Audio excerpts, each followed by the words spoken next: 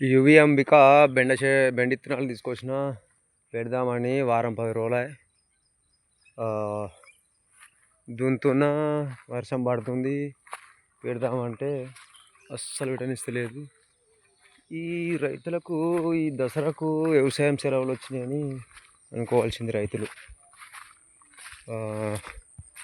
ఇగో దీంట్లో పందిరి గోల్డెన్ అనిత విత్తనాలు తీసుకొచ్చిన.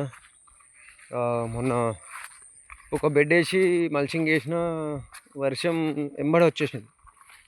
ఇగో రూట్ కొట్టించిన, బెడ్లు వేద్దామని ఎంత ప్రయత్నం చేసినా ఈ వర్షం అస్సలు చేయనిస్తలేదు.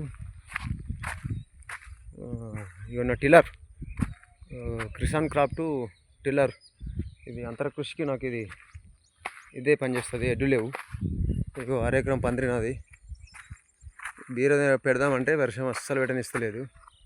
రైతన్నలు మనకు సెలవులు వచ్చినాయి, ఏం చేద్దామని చెప్పండి.